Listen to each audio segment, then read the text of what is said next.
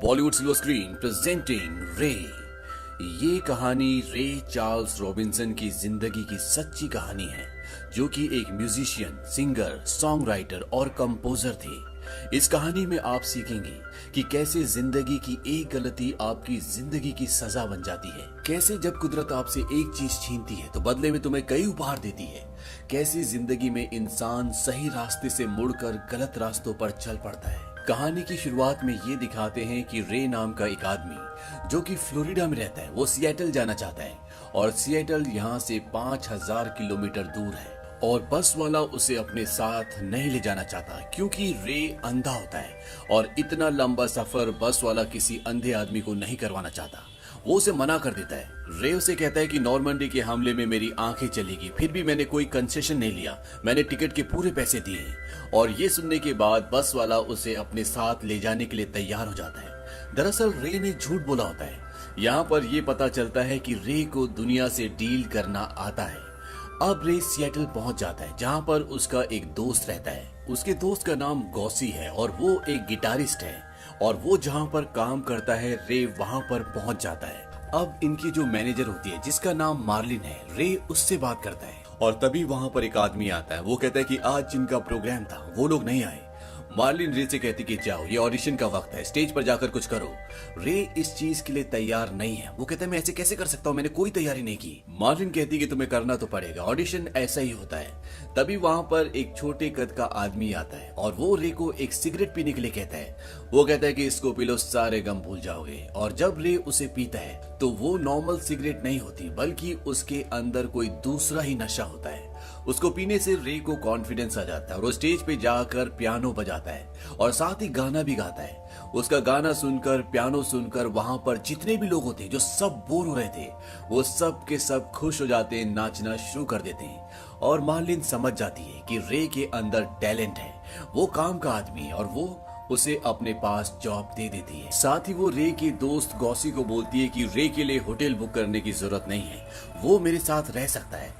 दरअसल मार्लिन रे का शारीरिक शोषण करना चाहती थी और वो ऐसा करती भी है।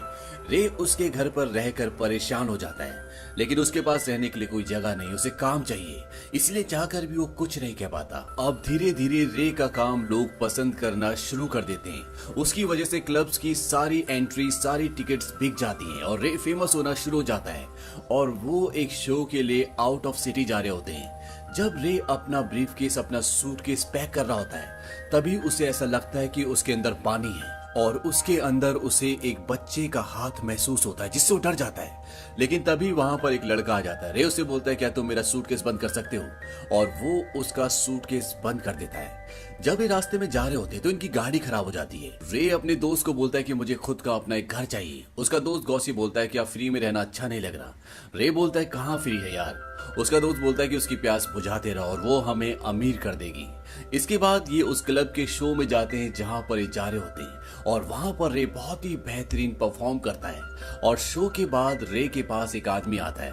वो कहता है कि मैं तुम्हारे साथ एक गाना रिकॉर्ड करना चाहता हूँ। ये एक बड़ी म्यूजिक कंपनी का आदमी होता है, लेकिन तभी वहां पर मार्लिन और गॉसी आ जाते हैं। मार्लिन कहती है कि मैं रे की मैनेजर हूँ, पहले तुम्हें मुझसे बात करनी होगी। वो कहता है कि मुझे कोई प्रॉब्लम नहीं है और वो मार्लिन और गॉसी के साथ चला जाता है। हालांकि रे भी उनके साथ जाना चाहता है, लेकिन ये लोग रे को उनके साथ नहीं आने देते। तभी वहां पर एक छोटे कद का आदमी आता है। वो कहता है कि रे मैं अच्छा माल लेके आया हूँ, 2 कश लगाओगी। रे कहता है कि मैं जानता हूँ जब तक वो बात करेंगे तुम मुझे उलझाना चाहते हो। वो कहता है कि मेरा इससे कोई लेना देना नहीं है और रे उसके साथ जाता है।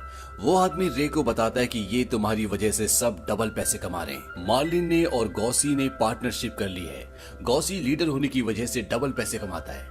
रे बोलता है कि इस बैंड को मैं लीड करता हूँ, अब मैं अपने हिसाब से चलूंगा। वो आदमी बोलता है लेकिन तुम्हें शो कौन देगा। और तभी वो आदमी रे के हाथ में एक विजिटिंग कार्ड पकड़ाता है और ये उसी आदमी का होता है जो अभी कुछ देर पहले रे के पास आया था और उससे कहा था कि मैं तुम्हारे साथ एक गाना रिकॉर्ड करना चाहता हूँ। इस आदमी का नाम जैक होता है। अब रे घर वापस आ जाता है और जब मार्लिन और उसका दोस्त गॉसी आते हैं तो वो उनसे पूछता है कि जैक के साथ मीटिंग का क्या हुआ। वो कहते हैं कि बात नहीं बनी, वो एक फ्रॉड आदमी है और उनकी कंपनी ने आज तक एक ही म्यूजिक, एक ही गाने को रिकॉर्ड किया है, इसीलिए हमने डील कैंसिल कर दी। रे कहता है कि तुम्हें झूठ बोलना भी नहीं आता। वो कहता है कि मैं जैक से मिला था और वो मेरे साथ गाना रिकॉर्ड करने के लिए तैयार है। उसने मुझे कुछ एडवांस पैसे भी दिए। गॉसी उसे समझाने की कोशिश करता है। वो कहता है कि हम तुम्हारा ख्याल रखते हैं, तुम हमारे साथ पैसे कमा सकते हो। रे कहता है तभी तुम्हें मुझसे डबल पेमेंट मिलती है। और ये कहकर रे वहां से चला जाता है और वो जैक से मिलता है, वही आदमी जो उसके साथ गाना रिकॉर्ड करना चाहता है। जैक रे को बोलता है कि तुम्हारा नाम थोड़ा सा अजीब है, रे रॉबिन्सन, क्यों ना हम इसे तुम्हारे मिडिल नाम के साथ जोड़ दें, रे चार्ल्स।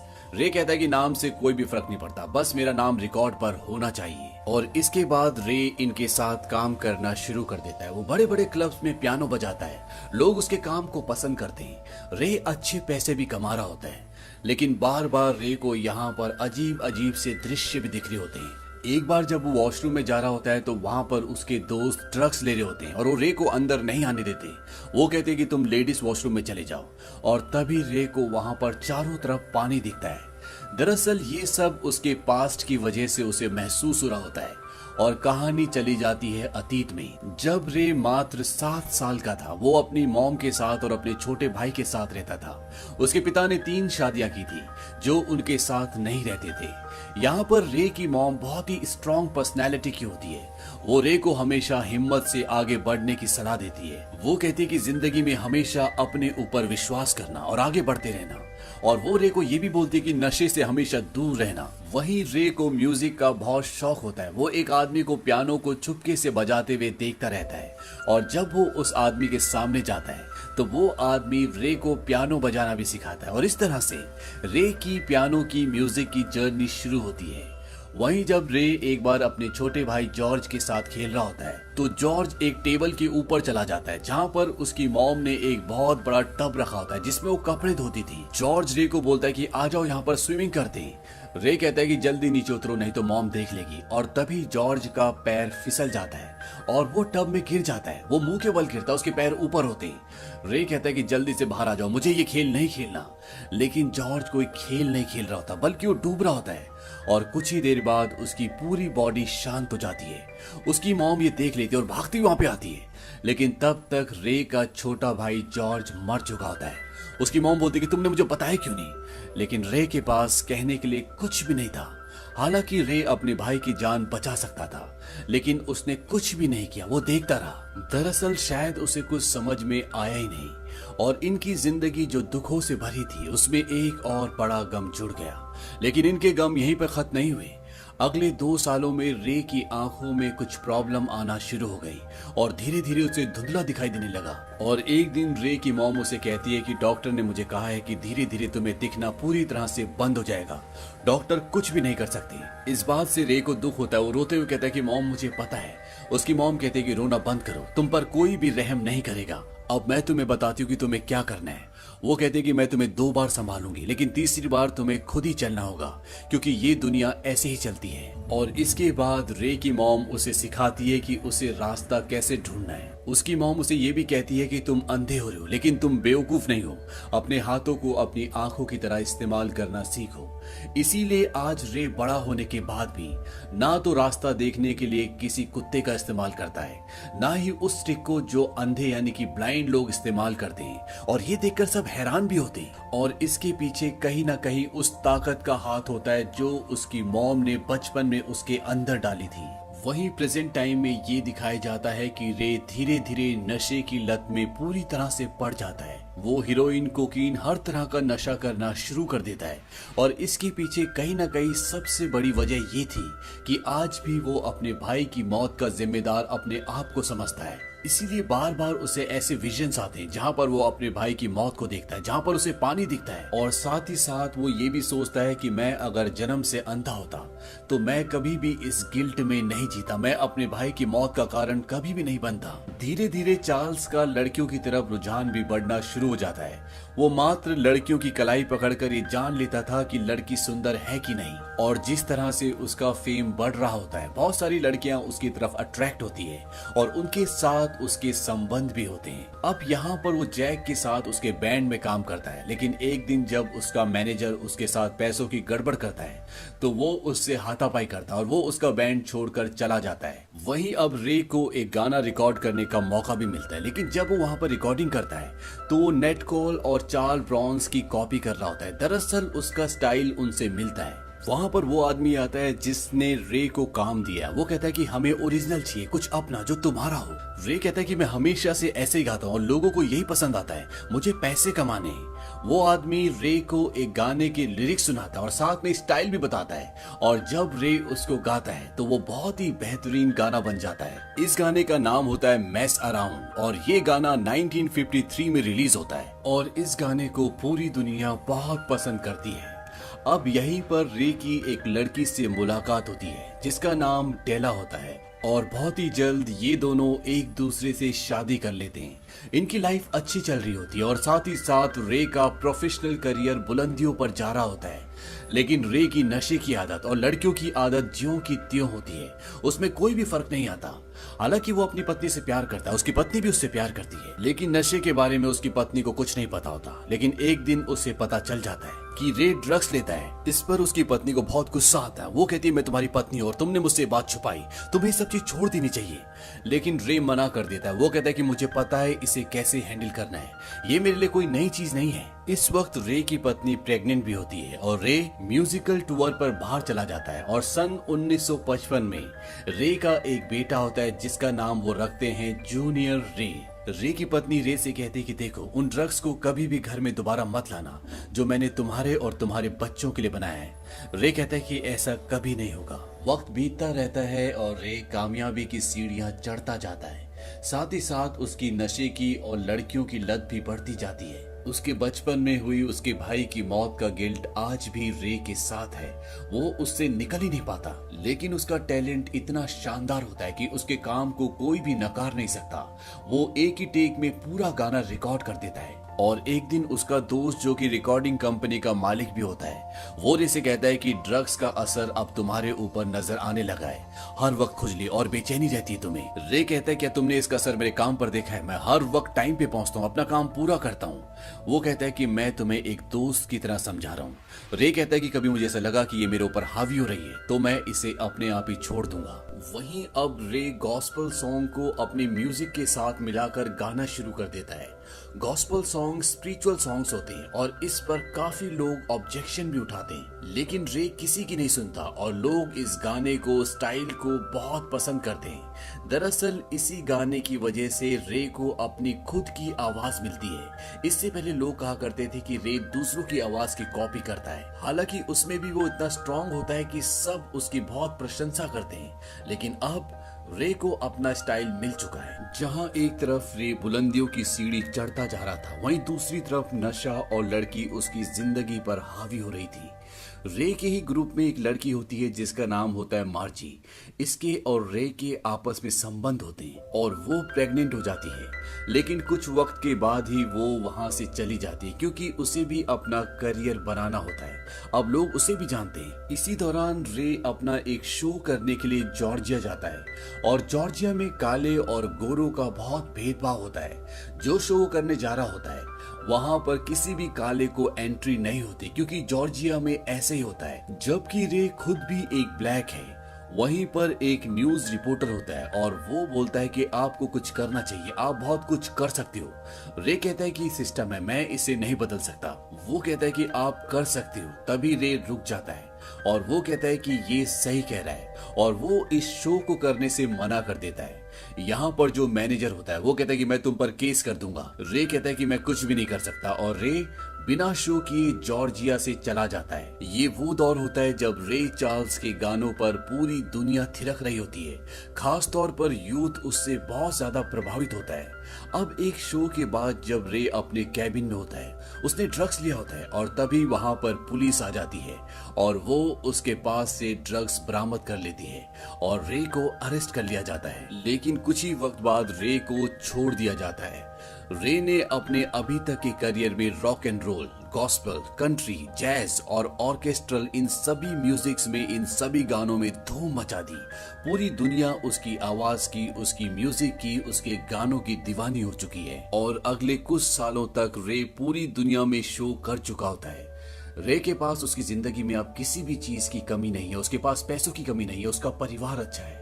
और तभी एक दिन न्यूज आती है कि मार्जी की डेथ हो गई, वो भी ड्रग की ओवरडोज से। इस बात से रे को बहुत दुख होता है। उसकी पत्नी को भी इस बात से बहुत दुख होता है। उसकी पत्नी को रे का और मार्जी के अफेयर के बारे में पता था और उसे ये भी पता था कि इन दोनों का एक बच्चा है जो अब 3 साल का हो चुका है। इसीलिए मार्जी कहती है कि मैं हर महीने उन्हें पैसे भिजवा दिया करूंगी। रे कहता है कि नहीं, मैं उन्हें पैसे भिजवाता हूँ। हालांकि रे चार्ल्स एक बहुत बड़ा कामयाब इंसान बन चुका है, लेकिन उसका अतीत आज भी उसके साथ घूमता है। वो अपनी माँ की, अपने भाई की मौत से कभी भी बाहर नहीं निकल पाता। वो कहीं ना कहीं एक डिप्रेशन से गुजर रहा होता है और जब वो एक शो करने के लिए बाहर जाता है तो एयरपोर्ट पर पुलिस आती है। वो कहती है कि हमें इन्फॉर्मेशन मिली है कि आपके पास ड्रग्स है और रे के पास ड्रग्स होती है और उसे एक बार फिर से ड्रग्स के आरोप में पकड़ लिया जाता है और रे के ऊपर इस चीज का मुकदमा चलता है। हालांकि उसे जेल में नहीं डाला जाता। रे की पत्नी उसे समझाने की कोशिश करती है। वो कहती है कि तुम्हारी जिंदगी में परिवार से, तुम्हारे नशे से और उन सब लड़कियों से जो तुम्हारी जिंदगी में आई, सिर्फ एक चीज जरूरी है और वो है तुम्हारा म्यूजिक। और तुमने अगर नशा नहीं छोड़ा तो तुम अपने म्यूजिक को हमेशा के लिए खो दोगे। रे समझ जाता है कि उसकी पत्नी जो भी कह रही है वो सच कह रही है और रे ये फैसला करता है कि वो नशा छोड़ देगा। इसीलिए वो रिहैब सेंटर में एडमिट हो जाता है जहां पर नशा छुड़वाया जाता है। लेकिन ये करना इतना आसान नहीं है क्योंकि रे की नशे की सालों की आदत है। वो हॉस्पिटल में बहुत तड़पता है, लेकिन रे ने अब फैसला कर लिया होता है कि वो नशा किसी भी कीमत पर छोड़ देगा। हालांकि डॉक्टर रे को ये भी बोलता है कि हम तुम्हें हेरोइन के बदले एक सब्स्टिट्यूट दे सकते हैं जिससे तुम्हें तड़पना नहीं पड़ेगा। रे कहता है कि मुझे कुछ नहीं चाहिए, मैं कर सकता हूँ। और ये हिम्मत कहीं ना कहीं रे के अंदर रे की माँ ने डाली थी। आज रे जो कुछ भी था अपनी माँ की वजह से था, क्योंकि बचपन से उसकी माँ ने उसके दिल और दिमाग में ये डाला था कि कभी भी लाचार मत बनना, अपने पैरों पर खड़ा होना। और साथ ही साथ रे की मॉम ने ये भी कहा होता है कि नशे से हमेशा दूर रहना। लेकिन रे नशे की चपेट में आ चुका है, लेकिन रे अपनी इच्छा शक्ति से हर तरह के फिजिकल पेन को सह लेता है। लेकिन आज भी वो मेंटली उसी पेन को सह रहा है जो बचपन से उसके दिमाग में है, यानी कि उसके भाई जॉर्ज की मृत्यु का दर्द, जिसके लिए वो अपने आप को जिम्मेदार समझता है। यहाँ पर मेंटली रे बहुत ही अलग अलग सिचुएशन से गुजर रहा होता है और उसे विजन्स आते हैं जिसमें वो अपनी मॉम को देखता है। वो कहता है कि मॉम, जैसा आप चाहती थी मैं वैसा बन गया। उसकी मॉम कहती है कि जैसा मैंने सिखाया था तुमने उससे भी बेहतर किया, लेकिन तुम नशे की लत से नहीं बच पाए, तुम्हें इसे छोड़ना होगा। और तभी उसे अपना छोटा भाई जॉर्ज भी दिखता है और वो कहता है कि उसमें तुम्हारी कोई गलती नहीं थी। और अपने विजन्स में ही वो अपने भाई जॉर्ज को गले लगा लेता है। रे की मॉम कहती है कि हमसे वादा करो कि तुम अब कभी भी नशे को हाथ नहीं लगाओगे, हमेशा अपने 2 पैरों पर सीधा खड़े रहोगे। रे कहता है कि मैं वादा करता हूँ। और इसके बाद रे कभी भी नशे की दुनिया में लौट कर नहीं जाता और पूरे दिलो दिमाग से अपने काम पर ध्यान देता है।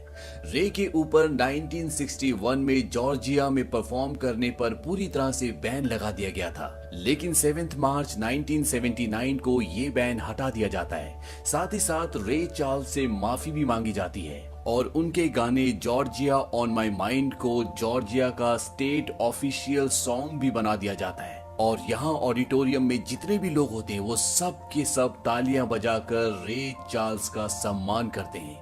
रे ने अपनी जिंदगी में वो सब कुछ पा लिया जो उसे चाहिए था, बावजूद इसके कि बचपन में उसके भाई की जो मौत होती है, पूरी जिंदगी उसके लिए वो खुद को जिम्मेदार समझता रहा। उसकी माँ की भी मृत्यु हो गई, उसने अपनी आंखें खो दी, वो नशे की दुनिया में चला गया। उसका इतनी बड़ी दुनिया में कोई भी नहीं था, उसे पिता का प्यार कभी नहीं मिला। वो अपनी जिंदगी में काफी भटक भी जाता है, लेकिन उसके अंदर की हिम्मत जो उसे उसकी मॉम से मिली थी, उसके सहारे वो जिंदगी के उस मकाम को छू लेता है जहां तक पहुंच पाना हर एक इंसान के बस की बात नहीं है। वैसे तो रे को अपनी जिंदगी में कई अवार्ड से सम्मानित किया गया, लेकिन उन्हें 37 बार ग्रैमी अवार्ड के लिए नॉमिनेशन मिला, जिसमें से 17 ग्रैमी उन्होंने जीते। और साथ ही साथ उन्होंने सोसाइटी के लिए बहुत कुछ किया। उन्होंने कई जगह डोनेशंस भी दिए और 2016 में बराक ओबामा ने कहा था कि रे चार्ल्स ने जो अमेरिका द ब्यूटीफुल गाया था वो हमेशा उनकी यादों में रहेगा। तो ये थी रे चार्ल्स की जिंदगी की पूरी कहानी। उनका जन्म 23 सितंबर 1923 को हुआ था और 10 जून 2004 को 73 साल की उम्र में उनका देहांत हो गया। उम्मीद करते हैं कि ये कहानी आपको पसंद आई होगी।